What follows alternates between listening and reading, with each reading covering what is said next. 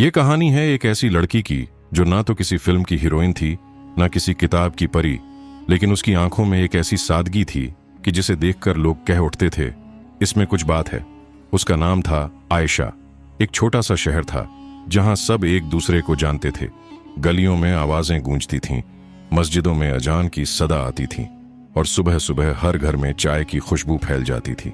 ऐसे ही शहर में थी आयशा, एक 20 साल की लड़की जो नमाज पढ़ती थी, घर का काम संभालती थी और हर किसी के लिए दुआ करती थी।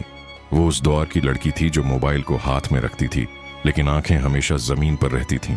लेकिन उसके साथ कुछ ऐसा हो रहा था जो किसी को नहीं पता था, कोई बात जो वो किसी से कह नहीं पा रही थी।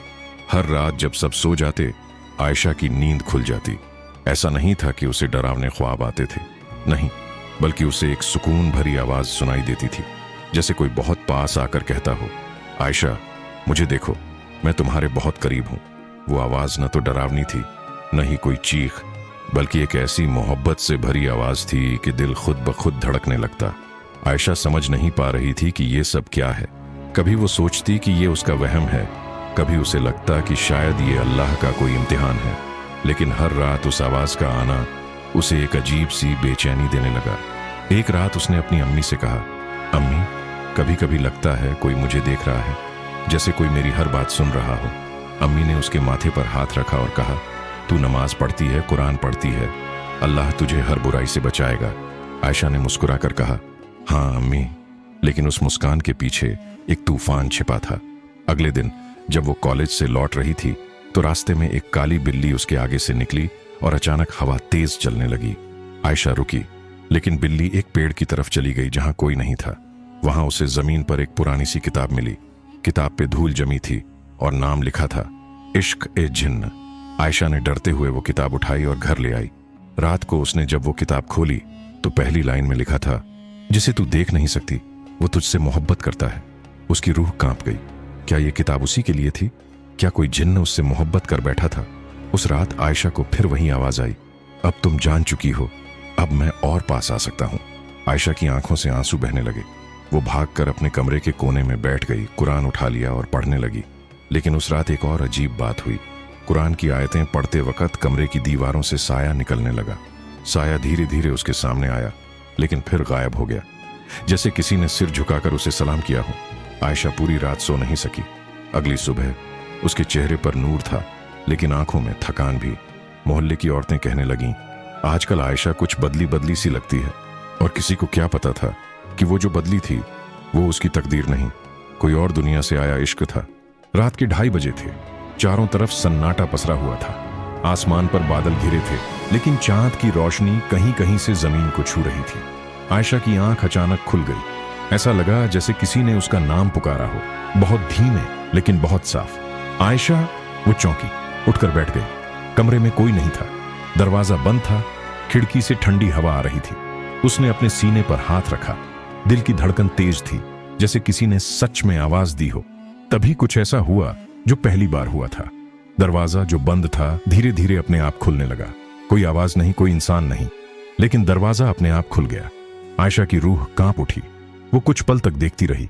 दरवाजे के पार अंधेरा था, मगर उस अंधेरे में कुछ था, कोई एहसास, कोई मौजूदगी। वो उठकर चलने लगी, जैसे किसी अनदेखी ताकत ने उसके पैरों को आगे बढ़ने पर मजबूर किया हो। दरवाजे तक पहुंचकर उसने झांका, मगर वहां कुछ नहीं था, सिर्फ एक हल्की सी खुशबू, जैसे गुलाब और मिट्टी की मिलीजुली महक। ये वही खुशबू थी जो अक्सर उसे उस आवाज के साथ महसूस होती थी। उसने दरवाजा बंद करने की कोशिश की, लेकिन वो बंद नहीं हो रहा था। वो डर गई, अलमारी से कुरान शरीफ निकाली और बिस्तर पर बैठकर धीरे धीरे पढ़ने लगी। औजु बिल्लाहि मिनश शैतानिर रजीम, बिस्मिल्लाहिर रहमानिर रहीम। जैसे ही उसने तीसरी आयत पूरी की, दरवाजा अपने आप धीरे से बंद हो गया। वो फफक कर रोने लगी। दिल से दुआ निकली, या अल्लाह, अगर ये तेरा इम्तिहान है तो मुझे सब्र दे, और अगर ये कोई बला है तो मुझे इससे बचा ले। उसी रात उसने एक सपना देखा। वो एक सुनसान जंगल में खड़ी थी, सफेद कपड़ों में, और सामने एक काली परछाई थी। वो परछाई धीरे धीरे इंसानी शक्ल लेने लगी। लंबा कद, चेहरे पर नकाब, लेकिन आंखें, वो आंखें इंसान की नहीं थीं। उनमें एक अजीब सी चमक थी, मोहब्बत की, तड़प की और किसी हद तक दर्द की। परछाई ने कहा, मैं तुझसे जुदा नहीं हो सकता। तुझे चाहना मेरी कमजोरी नहीं, मेरी इबादत है। आयशा ने चीख कर कहा, कौन हो तुम? क्यों मेरे पीछे हो? और जवाब सिर्फ एक था, मैं वो हूं जिसे तू जानती नहीं, लेकिन तेरा हर आंसू मेरी रूह को जला देता है। सुबह जब आयशा उठी तो उसकी हथेली पर हल्की सी हर्फ में कुछ लिखा हुआ था, मैं देखता हूं तुझे हर नमाज में। वो डर गई। किसने लिखा था ये? वो तो अकेली थी, कमरे में कोई आया भी नहीं था। उसने अम्मी से कुछ नहीं कहा, लेकिन दिल में एक तूफान उठ रहा था। क्या वो सब वहम था या वाकई कोई उसे देख रहा था, सुन रहा था? उसके इतने करीब था कि उसके हाथ तक छू सकता था बिना दिखे। उस दिन से हर छोटी बात आयशा को डराने लगी। अगर पर्दा हिलता तो लगता कोई है, अगर मोबाइल की बैटरी अपने आप डाउन हो जाती तो लगता कोई छू रहा है। मगर सबसे अजीब बात यह थी कि जब भी वो कुरान पढ़ती उसे एक अजीब सी ठंडक महसूस होती थी, जैसे कोई उसे पसंद करता हो कि वो अल्लाह का जिक्र कर रही है। उस रात जब उसने सोने के लिए आंखें बंद की तो दरवाजा फिर अपने आप खुल गया, लेकिन इस बार वो डर नहीं रही थी, वो देख रही थी, जैसे किसी का इंतजार कर रही हो, जैसे मोहब्बत और डर दोनों का रिश्ता उससे बन चुका हो। अब आयशा को आदत सी होने लगी थी दरवाजे का अपने आप खुलना, वो सुकून भरी अजीब सी आवाज, और हर रात वो सपना जिसमें काली परछाई मोहब्बत का दावा करती थी। वो डरती थी, मगर अब डर के साथ एक और एहसास जुड़ गया था, इंतजार का। जैसे कोई उसे देखता हो लेकिन तकलीफा नहीं देता, कोई है जो पास है लेकिन छूता नहीं। उस रोज जब वो कॉलेज से लौट रही थी तब कुछ अजीब हुआ। दोपहर का वक्त था, गली में न ज्यादा लोग थे न ज्यादा आवाजें।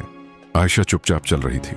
अचानक हवा तेज चलने लगी, दुपट्टा उड़ गया और उसकी किताबें जमीन पर गिर पड़ी। जब वो झुककर किताबें उठा रही थी तभी उसे अपने कान के पास कुछ सुनाई दिया, बहुत धीमी आवाज, बहुत नजदीक से, आज तुम बहुत थक गई हो लेकिन मैं यहीं हूं। वो उछल पड़ी, पलटकर देखा, कोई नहीं था। फिर वो तेज तेज कदमों से घर की ओर भागने लगी, लेकिन भागते वक्त एक और बात हुई। उसका मोबाइल अपने आप चालू हो गया और उसमें से अजान की आवाज बजने लगी, जबकि वो बंद था और उसमें कोई अजान ऐप भी नहीं था। घर पहुंचते ही उसने सारा किस्सा अपनी छोटी बहन को बताया। बहन ने मजाक में कहा, कहीं कोई जिन्न तो तुम्हारा आशिक नहीं बन गया। आयशा चुप हो गई, हंसी नहीं आई, क्योंकि उसे वो मजाक नहीं लगा, वो डर की तरह सच्चाई लगा। उसी रात जब वो कुरान पढ़ रही थी, खिड़की से ठंडी हवा अंदर आई और साथ में एक पुरानी कागज की पुड़िया उड़कर उसके पैरों पर आ गिरी। उसने उसे उठाया और धीरे धीरे खोलकर देखा। उसमें सिर्फ 2 लफ्ज लिखे थे, मैं हूं। आयशा का दिल जोर जोर से धड़कने लगा। उसने देखा वो पुड़िया किसी पुरानी किताब का हिस्सा लग रही थी। उसने अलमारी में रखी उस किताब को निकाला जो पहले मिली थी, इश्क ए जिन्न। जब उसने उसका पिछला पन्ना देखा तो वही कागज गायब था जो अब उसके हाथ में था। अब कोई शक नहीं रहा, जो कुछ भी हो रहा था वो सब एक सिलसिलेवार प्लान था, कोई इत्तेफाक नहीं था। अब आयशा को हर कोना, हर परछाई, हर हवा का झोंका कुछ कहता महसूस होता था। एक शाम जब वो छत पर बैठी थी तो अचानक झोंके से उसके बाल उड़ने लगे और एक आवाज आई, अगर मैं तुम्हें नुकसान पहुंचाना चाहता तो बहुत पहले कर चुका होता, मैं बस देखता हूं तुम्हें हर रोज, हर नमाज में। आयशा ने कांपते हुए कहा, कौन हो तुम? मगर कोई जवाब नहीं आया, सिर्फ एक गुनगुनाहट, जैसे कोई इश्क में डूबा हुआ शेर पढ़ रहा हो, तेरी हर सांस से वाकिफ हूं, मेरी रूह तुझसे बंधी है। अब आयशा के अंदर सवालों का तूफान था। क्या ये वाकई कोई जिन्न है? अगर है तो ये कैसा आशिक है जो सिर्फ देखता है, छूता नहीं, डराता नहीं, बस महसूस होता है। अगली सुबह अम्मी ने पूछा, आजकल तू कुछ गुमसुम सी है, सब ठीक है ना? आयशा ने झूठ मुस्कुराकर कहा, हाँ अम्मी, सब ठीक है। लेकिन उस झूठ के पीछे एक सच्चाई थी। वो अकेली नहीं थी, कोई और भी था जो उसकी हर बात सुनता था, जो उसकी हर खामोशी में अपनी मोहब्बत तलाशता था। कोई जो हवा की तरह उसके साथ चलता था और उसके दिल के बहुत करीब था। उस रात आसमान पूरी तरह से बादलों से ढका हुआ था। बिजली कभी कभी चमक रही थी और ठंडी हवा आयशा के कमरे की खिड़की से अंदर आ रही थी। आयशा बिस्तर पर लेटी थी, लेकिन नींद नहीं आ रही थी। आंखें बंद थीं, लेकिन दिमाग में सवालों का तूफान चल रहा था। कौन है वो? क्यों है उसके आसपास? वो जिन्न है या कोई और ताकत? और अगर वाकई वो एक आशिक जिन्न है तो उसकी मर्जी क्या है, मोहब्बत या गुलामी? तभी अचानक कमरे में एक आवाज गूंजी, बहुत धीमी, बहुत मुलायम और बहुत करीब से। आयशा की सांस रुक सी गई। ये वही आवाज थी जिसे वो सपनों में सुनती थी, लेकिन आज पहली बार वो जागते हुए सुन रही थी। उसने आंखें खोली, कमरे में कोई नहीं था, मगर आवाज फिर आई, डर मत, मैं तुझसे कोई तकलीफ नहीं पहुंचाना चाहता। यह आवाज हवा की तरह नहीं थी, यह दिल की अंदरूनी दीवारों से टकरा रही थी। वो उठी, कांपते हुए बोली, तुम कौन हो और मुझसे क्या चाहते हो? जवाब आया, मैं वो हूं जो तुझे उस दिन से देख रहा हूं जब तू पहली बार नमाज में रोई थी, जब तूने अल्लाह से कहा था कि मुझे मोहब्बत मत देना। तब से मैं तेरे करीब हूं। आयशा का दिल बैठने लगा। तुम जिन्न हो? आवाज शांत रही। फिर बोली, लेकिन सब जैसे नहीं। मैं न तुझसे खेलने आया हूं, न तुझे सताने। मैं तुझसे मोहब्बत करता हूं, बेइंतहा, सच्ची। आयशा की आंखों से आंसू बहने लगे। मोहब्बत, एक जिन्न और इंसान की मोहब्बत, ये हराम है, अल्लाह के खिलाफ है। वो आवाज कुछ पल को खामोश हो गई। फिर बोली, अगर ये हराम है तो क्यों अल्लाह ने मुझे तेरी रूह से जोड़ दिया? क्यों मेरी रूह को सिर्फ तेरी सुकून देती है? आयशा ने कहा, तू अल्लाह का नाम मत ले। अगर तुझमें जरा भी सच्चाई है तो मुझे छोड़ दे, मुझे भूल जा। मगर आवाज और नजदीक आ गई। मैं तुझे छोड़ सकता हूं, लेकिन खुद को कैसे छोड़ूं? तू अब मेरी दुआओं का हिस्सा है। मेरी तस्बीह में सिर्फ तेरा नाम है। आयशा की रूह कांप उठी। तू मेरी जिंदगी से चला जा। मैं अल्लाह से सिर्फ उसी को मांगती हूं जो हलाल हो। मैं मोहब्बत नहीं, निजात चाहती हूं। तभी कमरे में एक ठंडी हवा का झोंका आया। खिड़की के पर्दे उड़ने लगे और कमरे का बल्ब हल्की रोशनी के साथ झिलमिलाने लगा। वो आवाज फिर आई, मगर इस बार उदास थी। अगर तू मुझे नहीं अपनाना चाहती तो मैं जबरदस्ती नहीं करूंगा, लेकिन एक बार, सिर्फ एक बार मेरी आंखों में देख ले। तू जान जाएगी कि मेरी मोहब्बत कैसी है। और तभी कमरे की दीवार पर एक साया उभरा। धुंधला सा चेहरा, दो चमकती आंखें और एक साया जो धीरे धीरे जमीन पर झुक गया, जैसे सजदा कर रहा हो, जैसे मोहब्बत भी इबादत में बदल गई हो। आयशा चीख पड़ी, कुरान उठा लिया और जोर से पढ़ने लगी, औजू बिल्लाहि मिनश शैतानिर रजीम। वो साया धुआं बनकर गायब हो गया, मगर कमरे में अब भी उसकी खुशबू मौजूद थी, गुलाब और मिट्टी की वो जानी पहचानी महक। आयशा उस रात पूरी तरह टूट गई। उसने अल्लाह से तड़पते हुए कहा, या रब, अगर ये मेरी मोहब्बत का इम्तिहान है तो मुझे हिम्मत दे, लेकिन अगर ये कोई फितना है तो मुझे इससे आजाद कर दे।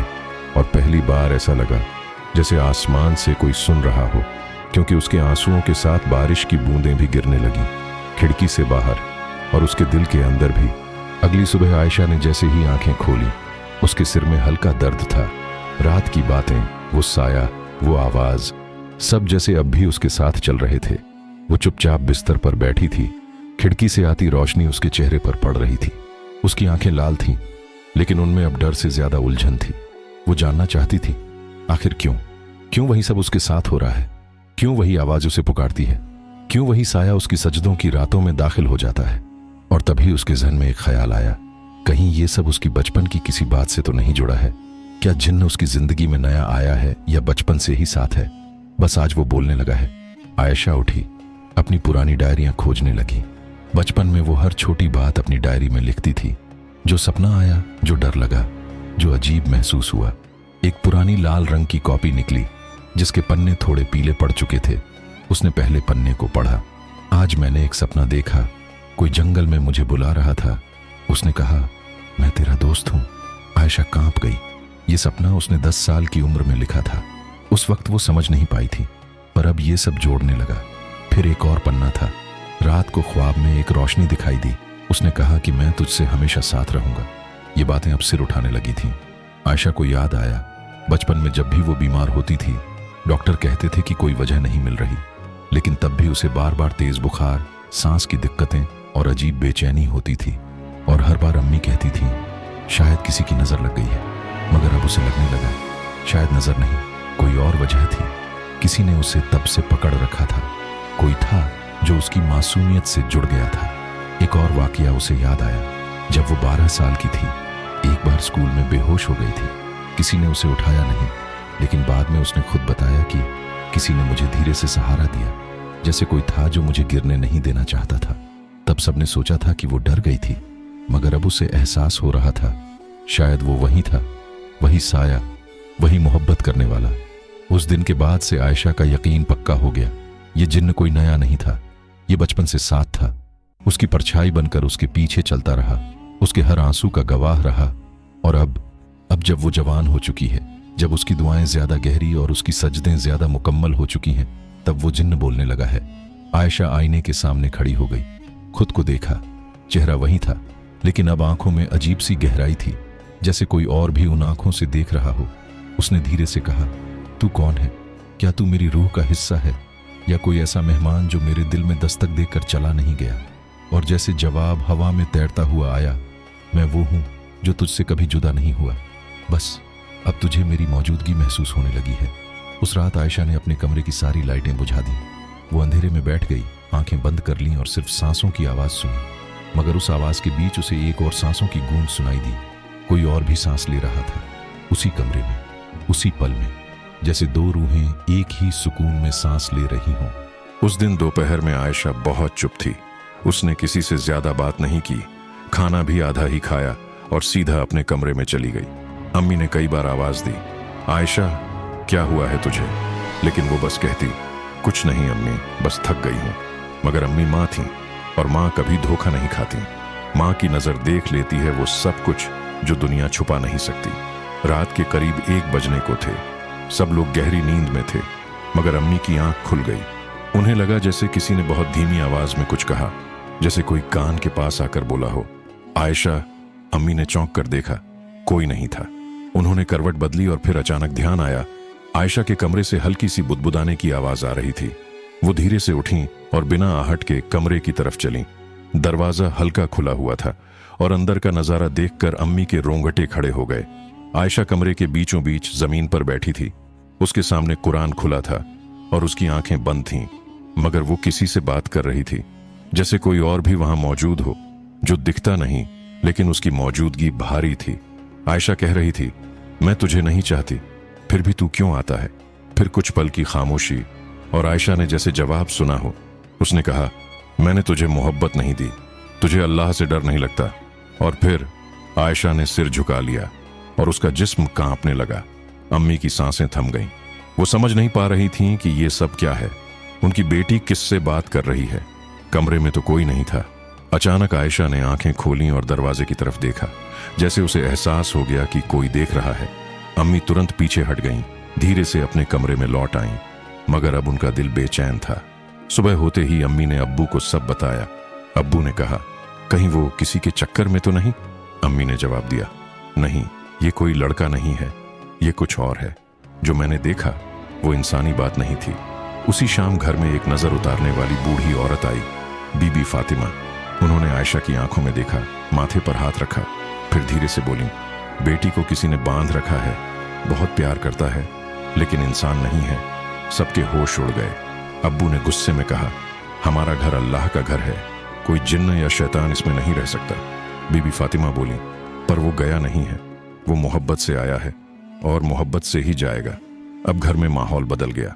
आयशा को शक हो गया था कि अम्मी ने सब देख लिया है। उसने अम्मी की तरफ देखा तो आंखें भर आईं।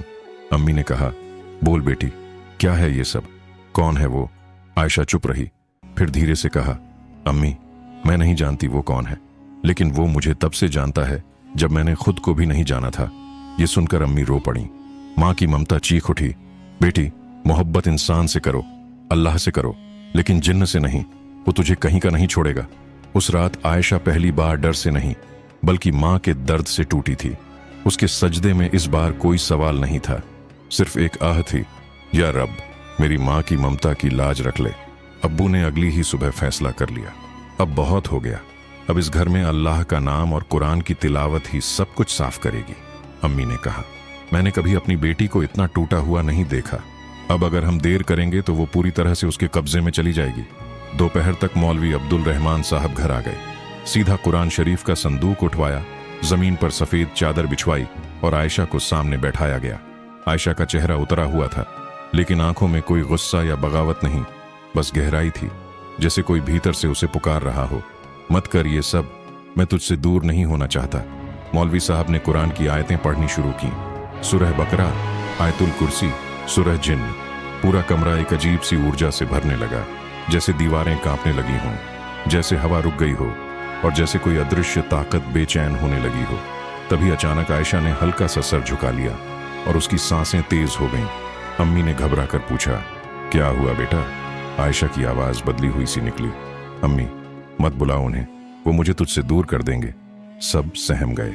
मौलवी साहब ने जोर से तकरीर दी, जो भी तुझ पर कब्जा किए बैठा है वो अल्लाह की पनाह से बच नहीं सकता, बाहर निकल या जल जाएगा। तभी आयशा की आंखें पल भर के लिए पूरी काली हो गईं, होंठ कांपने लगे। और फिर एक भारी आवाज कमरे में गूंजी। मैं उसका आशिक हूं, उसे तकलीफ नहीं दी, उसकी इबादत में रुकावट नहीं डाली, लेकिन वो मेरी है, रूह से जुड़ी है, मैं इसे नहीं छोड़ सकता। मौलवी साहब समझ गए, ये आशिक जिन्न कोई मामूली जिन्न नहीं है, वो मोहब्बत के नाम पर जकड़ बनाए बैठा है। उन्होंने जोर से कुरान की तिलावत जारी रखी। घर की खिड़कियां खुद ब खुद बंद होने लगीं, पर्दे उड़ने लगे, बत्तियां धीमी हो गईं। अम्मी ने डर से आंखें बंद कर लीं और जोर से दुआ मांगने लगीं, या रब, मेरी बेटी को बचा ले, उसकी रूह पर रहम कर। तभी आयशा चीख उठी, रुको, मत पढ़ो, वो रो रहा है, वो कह रहा है कि उसे जुदाई मंजूर नहीं। मौलवी साहब ने गुस्से से कहा, जिन्हें जुदाई मंजूर नहीं होती उन्हें रब की मर्जी समझनी होती है। मोहब्बत कभी अल्लाह की बंदगी में रुकावट नहीं बन सकती। फिर उन्होंने अपना हाथ आयशा के सर पर रखा और जोर से पढ़ा, बिस्मिल्लाहिर्रहमानिर्रहीम, और अचानक आयशा जमीन पर गिर गई। उसका जिस्म कांप रहा था, आंखें बंद थीं, लेकिन चेहरा बहुत शांत लग रहा था, जैसे कोई अंदर से टूट गया हो, जैसे कोई अलविदा कहकर चला गया हो। कुछ देर के बाद मौलवी साहब ने सिर झुकाकर कहा, वो चला गया, लेकिन पूरी तरह नहीं। उसका मोहब्बत का असर अब भी बाकी है। उसे हर दिन कुरान से धोना होगा, हर नमाज में अल्लाह से इल्तिजा करनी होगी। अम्मी और अब्बू की आंखों में आंसू थे। आयशा अब भी बेहोश थी, मगर उसके चेहरे पर एक अजीब सा सुकून था। और उसी वक्त खिड़की से आती हवा में एक महक घुल गई, वही गुलाब और मिट्टी की, जैसे जाते जाते किसी ने सिर झुकाकर कहा हो, मैं हार गया, मगर मोहब्बत कभी मरती नहीं। उस रात जब सब सो गए, आयशा अपने बिस्तर पर लेटी थी। दिन में जो हुआ वो किसी तूफान से कम नहीं था। उसके जिस्म से वो ताकत निकल चुकी थी, मगर दिल अब भी उसी साए की आहट को महसूस कर रहा था। ऐसा लग रहा था जैसे कुछ छूटा नहीं, बस दूर हो गया हो, और रूह की गहराई में कहीं अब भी सांस ले रहा हो। खिड़की से चांद की रोशनी आयशा के चेहरे पर पड़ रही थी, और उसी चांदनी में एक बार फिर हवा ने हल्का सा पर्दा हिलाया, और फिर उसकी पलकों के सामने एक ख्वाब उभरा। इस बार वो ख्वाब डरावना नहीं था, बल्कि बहुत ही सुकून भरा था। आयशा एक सुनसान बाग में खड़ी थी। चारों तरफ अजीब सी शांति थी, न पंछियों की आवाज, न हवा की सरसराहट, बस एक तन्हा खामोशी। तभी सामने से एक साया चलता हुआ आया, वही लंबा साया, वही धीमी रोशनी में चमकती आंखें, मगर इस बार उसकी चाल में मोहब्बत कम और दर्द ज्यादा था। उसने आयशा के सामने आकर सिर झुका लिया। फिर पहली बार उसकी आवाज में लर्जिश थी, तुम्हें पता है मैंने मोहब्बत क्यों की? आयशा चुप रही। साया बोला, मैं एक वक्त बहुत गुस्सैल और आजाद जिन्न था, मुझे इंसानों से नफरत थी, लेकिन जिस दिन तुम्हें पहली बार सजदे में रोते देखा, मेरी रूह कांप गई। मैं समझ नहीं पाया कि एक इंसान इतना सच्चा कैसे हो सकता है। उस दिन से मैंने तुम्हें देखना शुरू किया। तुम्हारी नमाजें, तुम्हारी तस्बीहें, तुम्हारी मासूम दुआएं, मेरी दुनिया बदलने लगी। आयशा की आंखों में नमी थी, मगर वो कुछ नहीं बोली। साया आगे बोला, मुझे नहीं पता था कि ये देखना एक दिन इश्क में बदल जाएगा। मैं मोहब्बत करता रहा, दूर से, बस तुम्हें देखता रहा। और फिर जब तुमने दुआ मांगी कि अल्लाह तुझे कोई मोहब्बत ना दे जो तुझे अल्लाह से दूर करे, उस दिन मैं टूट गया, क्योंकि मैं मोहब्बत था मगर हराम था। उसकी आवाज अब बहुत भारी हो चुकी थी। तूने मुझे सजदों में दुआओं से जलाया है, पर फिर भी मेरा दिल चाहता था कि तू मुझे एक बार देखे, एक बार मेरे होने को महसूस करे, ताकि मैं जान सकूं कि मैं रूह नहीं, एक एहसास बन गया हूं तेरे लिए। अचानक उस बाग के आसमान में धुआं फैलने लगा और साया रोशनी में तब्दील होने लगा। अब मैं जा रहा हूं, लेकिन तेरे हर सजदे में मेरी मोहब्बत रहेगी। मैं अल्लाह से शिकवा नहीं करूंगा, क्योंकि तू उसी की अमानत है और मैं सिर्फ एक आशिक जिन्न। आयशा ने पहली बार कुछ कहा, अगर तू सच में मुझसे मोहब्बत करता है तो मुझे अल्लाह के रास्ते पर चलने दे। मोहब्बत में कुर्बानी होती है, कैद नहीं। साया एक पल को ठहर गया, फिर हल्के से मुस्कुराया और हवा में घुल गया, जैसे कोई परछाई आखिरी बार किसी की रूह को छूकर जन्नत की तरफ लौट गई हो। ख्वाब टूटा और आयशा ने खुद को आंसुओं में भीगा हुआ पाया, मगर दिल बहुत हल्का था, जैसे किसी अधूरे रिश्ते को आखिरी दुआ मिल गई हो। उस रात के बाद उसने एक नया सफा शुरू किया। अब वो हर नमाज में सिर्फ अल्लाह से मोहब्बत मांगती थी, मगर कहीं ना कहीं दिल के एक कोने में एक धुआं सा एहसास अब भी जिंदा था, एक ऐसी मोहब्बत का जो कभी मिली नहीं, मगर जिसने रूह को जगा दिया। अब आयशा हर नमाज में सिर्फ एक ही बात मांगती थी, या रब, मुझे मोहब्बत से निजात दे। वो मोहब्बत जो तेरी राह से भटका दे, वो मोहब्बत नहीं, फितना है। मुझे उससे आजाद कर दे। मगर उसका दिल अब भी कभी कभी कांप उठता था, किसी छुअन्न की तरह, किसी पुरानी सिसकी की तरह जो जा तो चुकी थी मगर एहसास छोड़ गई थी। एक दिन आयशा अलमारी की सफाई कर रही थी। पुरानी किताबें, पुराने खत और बहुत सी भूली हुई यादें इकट्ठा हो रही थीं। तभी उसकी नजर एक किताब पर पड़ी। वही किताब, इश्क जिन्न, जिसे वो भूल जाना चाहती थी मगर शायद वो किताब उसे नहीं भूली थी। किताब खोलते ही उसकी रूह कांप गई। पहले पन्ने पर कुछ नया लिखा था। वो शब्द पहले नहीं थे। बहुत महीन मगर जलती हुई हरूफ में एक जुमला उभरा था, मोहब्बत को मिटाना मुमकिन नहीं, बस दबाया जा सकता है। वो घबरा गई, किताब को तुरंत बंद किया और दौड़कर कुरान शरीफ उठाया। अपने कमरे में चटाई बिछाकर बैठ गई, आंखें बंद की और तिलावत शुरू कर दी। बिस्मिल्लाहिर्रहमानिर्रहीम, सूरह इखलास, सूरह फलक, सूरह नास। मगर आज कुछ अलग था, जैसे कोई ताकत सामने खड़ी थी जो हर आयत के साथ कमजोर हो रही थी। और फिर जैसे ही उसने आयतुल कुर्सी पढ़ना शुरू किया, उस किताब में खुद ब खुद आग लग गई। हाँ, बिना किसी माचिस, बिना किसी छुए किताब जलने लगी। उसकी आंखें फटी रह गईं। किताब की लपटें उठ रही थीं, लेकिन कमरे की किसी और चीज को कुछ नहीं हो रहा था। बस वही किताब जल रही थी, जैसे कोई खुद जल रहा हो, खुद को मिटा रहा हो, जैसे किसी आशिक जिन्न ने आखिरी पैगाम भेजा हो, तूने जो मांगा तुझे मिल गया, अब मैं जा रहा हूं। मोहब्बत को राख बनाकर आयशा के दिल से एक आह निकली। डर भी था, दया भी और राहत भी। कुछ ही मिनटों में किताब पूरी तरह राख बन गई और उस राख में एक आखिरी निशानी चमक रही थी, एक छोटी सी ताबीज जिस पर लिखा था ला इलाहा इल्लल्लाह। आयशा ने कांपते हाथों से वो ताबीज उठाया और सीने से लगा लिया। उसकी आंखों से आंसू बहने लगे। वो सजदे में गिर पड़ी और कहा, या अल्लाह, तेरा शुक्र है, तूने मुझे उस मोहब्बत से निजात दी जो मेरी रूह को तेरी बंदगी से दूर कर रही थी। मगर उसी सजदे में जैसे किसी ने धीरे से कान में कहा, मैं गया नहीं हूं, बस अब तेरी दुआओं में छुप गया हूं। आयशा कांप उठी, मगर इस बार वो डर से नहीं कांपी, बल्कि एक यकीन से कि अब जो भी है वो अल्लाह की निगहबानी में है। और शायद किसी रूह की मोहब्बत भी तब तक बेकसूर है जब तक वो तुझसे जुदा न करे तेरे रब से। उस दिन के बाद आयशा ने कभी उस किताब का जिक्र नहीं किया, लेकिन हर जुमे की नमाज के बाद वो एक छोटा सा रुमाल लेती थी, उसमें ताबीज लपेटती थी और अल्लाह से कहती थी, या रब, अगर उसने सच्ची मोहब्बत की थी तो उसे भी माफ कर दे, उसकी रूह को भी सुकून दे दे। उस दिन के बाद से आयशा पहले जैसी नहीं रही। उसके चेहरे पर वही नूर था, लेकिन उसकी आंखों में अब एक अलग गहराई थी, जैसे वहां कोई दास्तान दफन थी, एक अधूरी मोहब्बत की जो पूरी होने के लिए नहीं, रूह को जगा देने के लिए आई थी। सब कुछ शांत था, न कोई आवाज, न कोई साया, बस एक अजीब सी खामोशी जो उसे अक्सर रातों में चुपचाप जगाती थी। लेकिन अब वो खामोशी डर नहीं देती थी, बल्कि एक एहसान सी लगती थी, जैसे कोई पास बैठा हो मगर कुछ कहे बिना बस देख रहा हो। एक हफ्ते बीत गया। आयशा हर दिन कुरान पढ़ती, दुआ करती और अपनी माँ के साथ वक्त गुजारती। उसकी जिंदगी अब रूहानी हो चली थी, जिसमें सिर्फ अल्लाह की यादें थीं, सजदे थे और एक अनकहा सुकून। लेकिन फिर एक रात जब वो तहज्जुद की नमाज पढ़ चुकी थी, एक हल्की सी हवा चली और दरवाजे के नीचे से एक सफेद कागज सरक कर उसके पास आ गिरा। उसने धीरे से उठाया, खोला। उस पर सिर्फ 2 लाइनें लिखी थीं, मैं चला गया हूं लेकिन तुझे तन्हा नहीं छोड़ा। तेरे रब से मेरी आखिरी गुजारिश थी, तुझे मोहब्बत ना मिले जब तक तू उसकी इबादत में न खो जाए। आयशा की आंखों से आंसू बहने लगे। यह अलविदा था, आखिरी सलाम उस रूह का जिसने मोहब्बत की लेकिन हदों को पार नहीं किया। वो कोई फरिश्ता नहीं था, ना ही कोई इंसान, मगर उसकी मोहब्बत में कोई शर्त नहीं थी। उस रात आयशा ने आसमान की तरफ देखा। चांद बहुत करीब लग रहा था, जैसे उस रूह की नजरें अब भी वहां से उसे देख रही हों।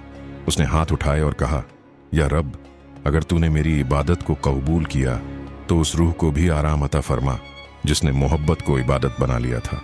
और तब एक अजीब सी हल्की रोशनी कमरे में फैली, जैसे दुआ कबूल हुई हो, जैसे अल्लाह ने उस मोहब्बत को जो कभी हलाल नहीं थी अपने रहमत से माफ कर दिया हो।